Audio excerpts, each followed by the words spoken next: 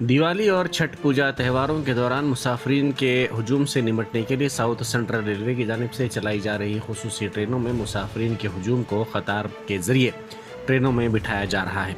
RPF के मुलाजमीन मुसाफिरीन में इस तरह के डिसिप्लिन के मुजाहरे को यकीनी बना रहे हैं। इस वाक़े की वीडियो सोशल मीडिया पर वायरल हो गई है।